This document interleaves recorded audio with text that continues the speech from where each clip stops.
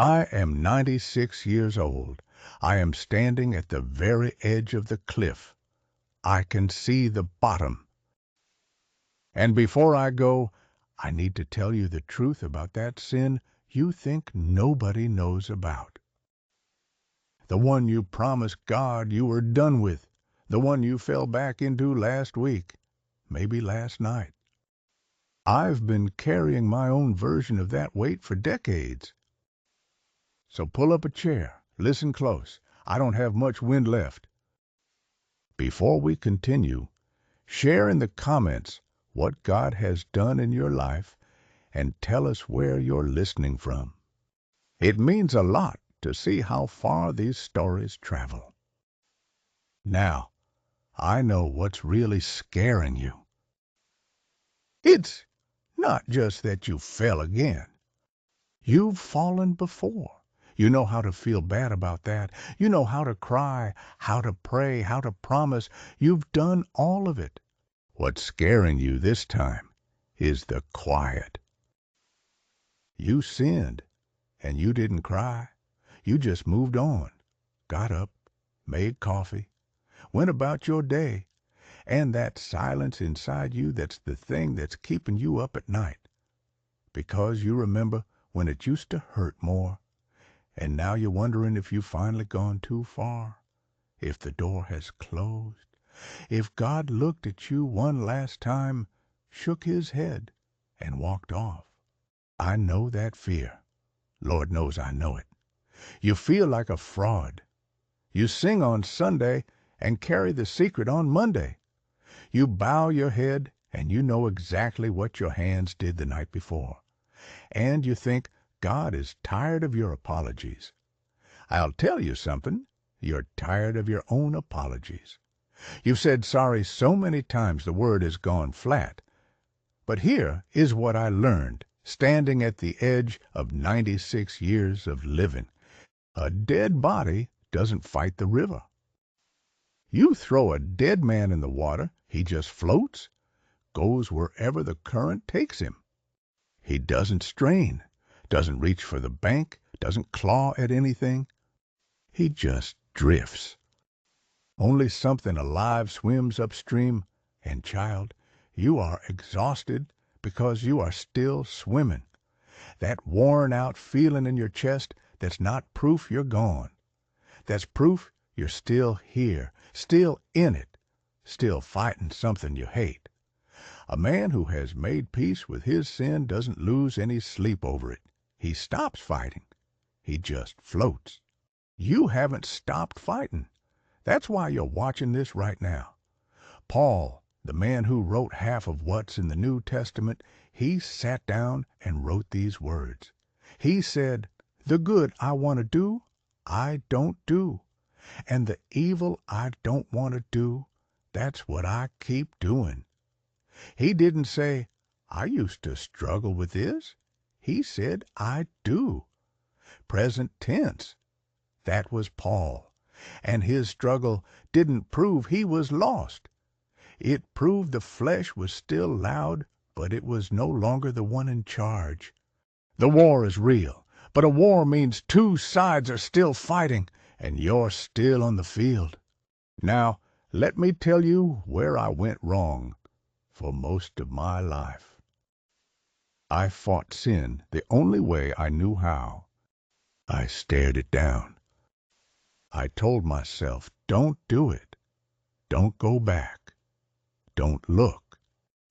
I drew hard lines, and I crossed them anyway, and then I drew new ones. I spent decades in that loop. Decades. And I was so tired I couldn't see straight. Here's what nobody told me back then. Whatever you stare at, you walk toward. That's just how a man is made. You can't push darkness out of a room with a shovel. You turn on a light. That's the only way it works. Darkness doesn't argue with you. It just leaves when the light comes on. But I spent 40 years trying to shovel my way out of the dark.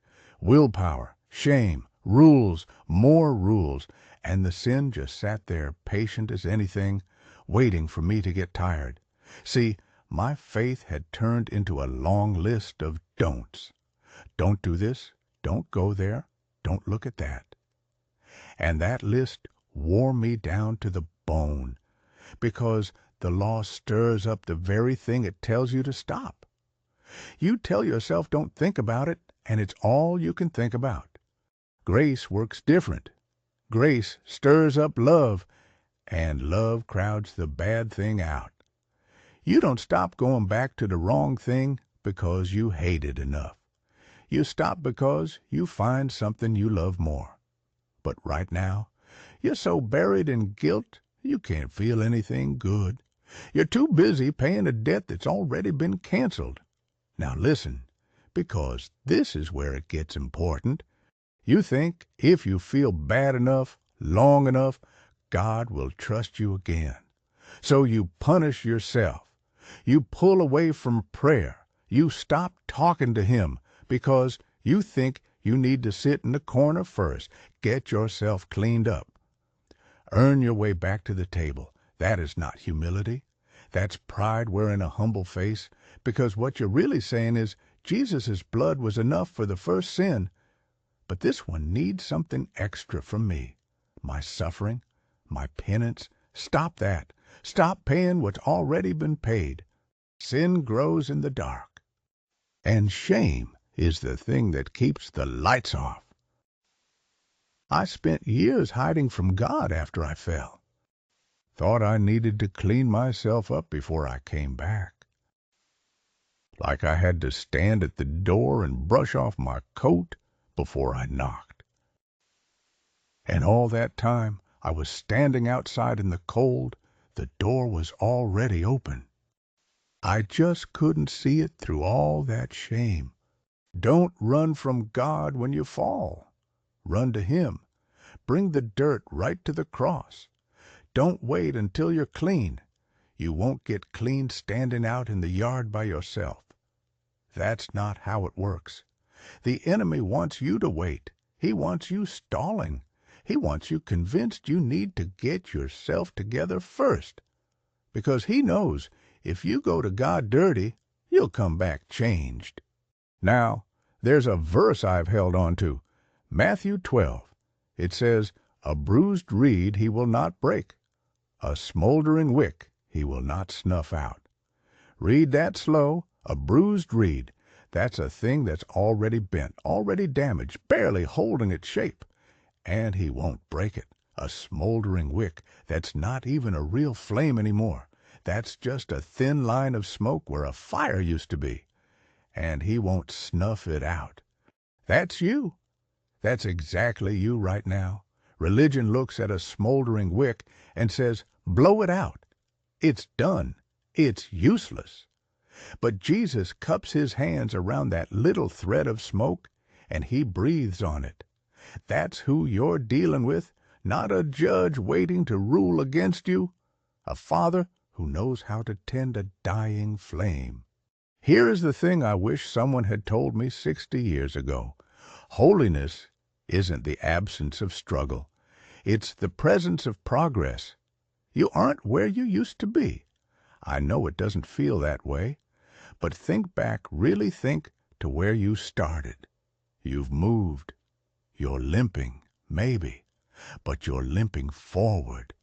And a man limping forward is still going somewhere. I spent too many years believing the lie that progress had to look clean, that if I was really growing, the falls would stop. But growth is slow. It's quiet. It doesn't announce itself. And some mornings you only know you've moved because the old thing doesn't feel the same as it used to. At 96, I don't have many regrets about falling. Every man falls. What I regret is the time I spent hiding instead of reaching. All those years I sat in my shame like it was a room I deserved to be locked in. All those nights I kept the door between me and God shut because I was too proud to walk in dirty. The Father isn't looking at the fall. He is looking at your hands reaching up. That's the whole thing. That's everything I know. You fall and you reach up. You fall again and you reach up again. Not because you've earned it. Not because this time you really mean it. But because His arms are already down, already reaching back. That never stopped. Not once. Not for you. A dead soul doesn't go looking for a way home. The fact that you're still looking, that means something. That means everything. Go talk to Him tonight. Don't clean up first. Don't wait until you've gone a week without falling. Just go. Bring whatever you've got. He's been waiting longer than you know. If this reached you, there's more where it came from. Subscribe and watch the next one. I'll be here as long as the good Lord keeps the lights on.